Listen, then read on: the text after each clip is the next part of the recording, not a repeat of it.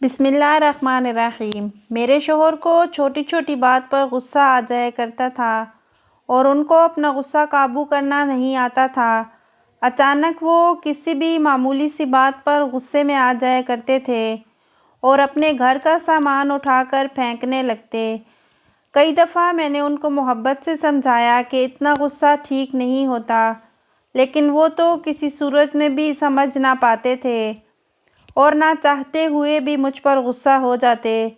ہماری شادی کو 1 سال کا عرصہ گزرا تھا اور اس 1 سال میں نے ان کے غصے کی انتہا کو دیکھ لیا تھا۔ مجھے ہرگز یہ اندازہ نہ تھا کہ وہ غصے میں ہر حد پار کر جائیں گے۔ ایک دفعہ معمولی سی بات پر میرے شوہر نے مجھ سے تعلق ختم کر لیا تھا، لیکن جیسے ہی کچھ گھنٹوں بعد ان کا غصہ ٹھنڈا ہوا، میرے قدموں میں گر گئے اور معافی مانگنے لگے۔ اب پچھتائے کیا ہو جب چڑیاں چگ گئی کھیت۔ میں اور واجد ایک محلے میں رہتے تھے۔ اسکول آتے جاتے واجد کو دیکھا کرتی تھی اور مجھے واجد سے محبت ہو گئی تھی۔ جب انہوں نے میرے لیے رشتہ بھیجا تو میرے گھر والوں نے صاف انکار کر دیا، کیونکہ واجد کا غصہ سارے جہاں میں مشہور تھا۔ غصے میں اپنا آپ کھو بیٹھتے تھے۔ غصے میں آ کر محلے میں مار پیٹ، لڑائی جھگڑا ان کے لیے معمولی سی بات تھی۔ اور جب مجھے اندازہ ہوا کہ میرے گھر والے کسی صورت بھی مجھے واجد کے ساتھ رخصت نہیں کریں گے، تو میں نے واجد کے ساتھ چپکے چپکے سے ملاقاتیں شروع کر دیں۔ واجد کی ملاقات نے مجھے یقین دلایا کہ وہ کبھی بھی غصہ نہیں کر سکتے میرے اوپر، کیونکہ مجھ سے بہت محبت کرتے تھے اور ان کی وجہ سے مجھے کبھی کوئی تکلیف نہیں ہوگی۔ اور میں اس وقت جوانی کی دہلیز پر تھی اور جذبات کی سیڑھیاں چڑھ رہی تھی۔ واجد نے مجھے اپنے لیے بے تاب کر دیا تھا۔ اب میرے پاس اس کے علاوہ کوئی راستہ نہ تھا کہ میں اپنے گھر والوں کی مرضی کے خلاف جا کر واجد سے شادی کر لوں۔ واجد میرے بغیر بہت بے چینی محسوس کرتا ہے اور اس طرح ہماری ملاقاتیں بڑھتی گئیں، اور اگر میں واجد کے ساتھ شادی نہ کروں گی تو وہ کوئی بھی غلط قدم اٹھا لے گا۔ واجد کے اس جنون کو محبت سمجھتی رہی میں۔ ان کے محبت بھرے جذبات سے اس قدر متاثر ہوئی کہ 18 سال کی عمر میں ان سے بھاگ کر شادی کر لی اور ہم دونوں وہ محلہ چھوڑ کر دور چلے گئے۔ واجد کے گھر میں ان کی ماں اور ان کا بھانجا رہتا تھا۔ واجد کی نوکری بہت اچھی تھی۔ مجھے پیسوں کا کوئی مسئلہ نہیں تھا۔ واجد عمر میں مجھ سے 12 سال بڑے تھے۔ ان کے غصے کی وجہ سے کوئی بھی ان کو رشتہ دینے کو تیار نہ تھا۔ واجد نے مجھ پر غصہ نہ کرنے کی باتیں کی تھیں، لیکن وہ محض باتیں ہی رہ گئی تھیں۔ وقت کے ساتھ ان کا غصہ ان پر غالب آ گیا اور وہ غصے کے ساتھ کبھی کبھار مار پیٹ بھی کر جاتے تھے۔ میں یہ سب کچھ برداشت کرنے پر مجبور ہو گئی، کیونکہ میرا واپسی کا کوئی بھی راستہ نہیں تھا۔ اس طرح سے دن گزرتے گئے کہ واجد کی ماں کا انتقال ہو گیا۔ واجد جا کر اپنے بھانجے کو ہمارے گھر لے آیا۔ اس کا نام شایان تھا اور وہ 12 سال کا بچہ تھا۔ وہ بالکل میرے بھائی کی طرح تھا، اس لیے میں اس سے بہت زیادہ پیار کرتی تھی۔ شایان کو پڑھانے کی بھی ذمہ داری میں نے لے لی تھی۔ شایان سے میں نے اپنا دل لگا لیا تھا۔ اس وجہ سے مجھے واجد کے غصے سے نجات ملنے لگی تھی، کیونکہ شایان کی موجودگی میں میرا شوہر زیادہ مار پیٹ نہیں کرتا تھا۔ واجد ان کا برا سلوک دیکھ کر کبھی یہ کہتی کہ اپنے گھر لیٹ جاؤں، لیکن پھر سوچتی ہوں کہ ماں باپ کا کیسے سامنا کروں گی۔ ایک دن واجد دفتر میں بہت غصے سے گھر میں واپس لوٹے تو اتفاق سے مجھے کھانا پکانے میں دیر ہو گئی، کیونکہ آج صبح سے گیس ہی بند تھی۔ واجد نے میری ایک بھی بات نہیں سنی اور گھر کے برتن پھینکنا شروع کر دیے۔ میں نے بتانا چاہا کہ آج صبح سے ہی گیس بند تھی، لیکن انہوں نے میری ایک نہ سنی اور مجھے انہوں نے ایک ساتھ 3 طلاقیں دے دیں۔ میں اپنی جگہ ہکا بکا رہ گئی۔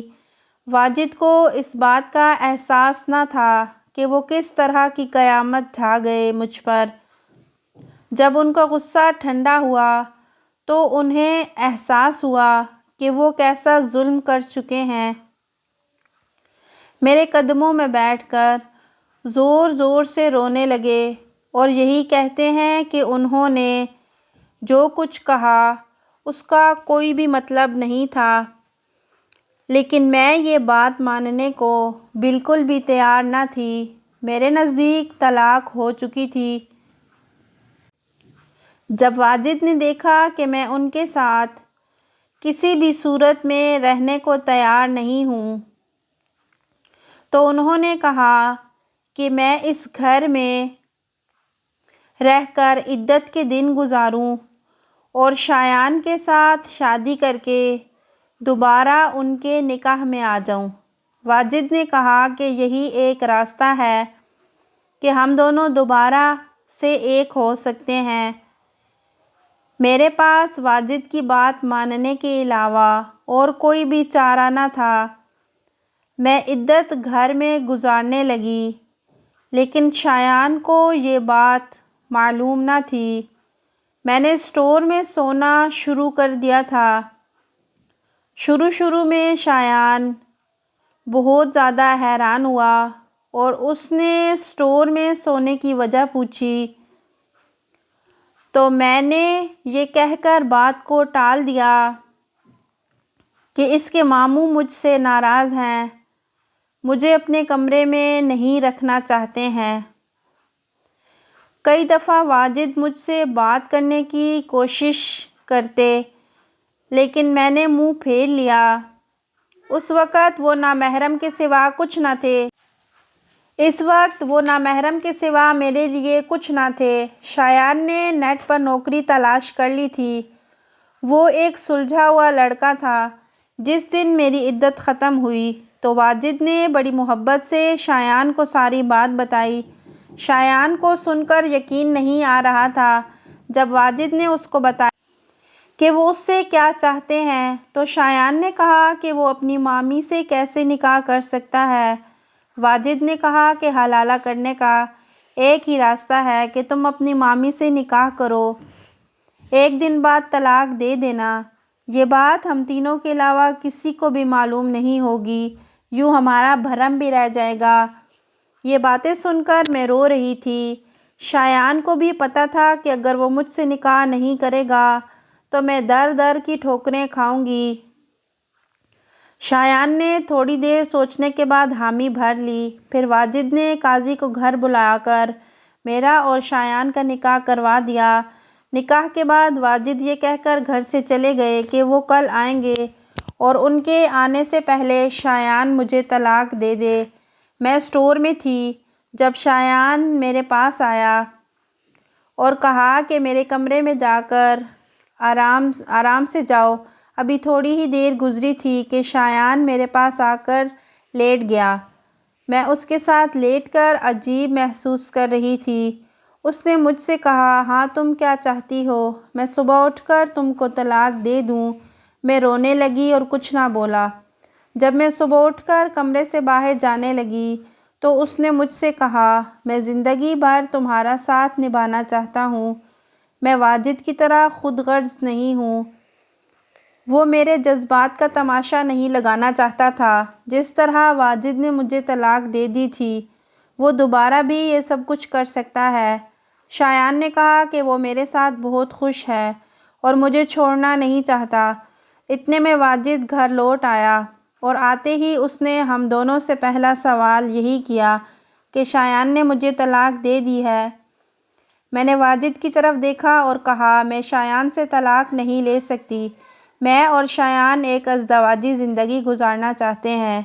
میری بات سن کر واجد شایان کی طرف بڑھے۔ اس سے پہلے کہ وہ شایان کو کچھ کہتے میں نے کہا، میں پولیس میں ان کے خلاف کارروائی کروں گی۔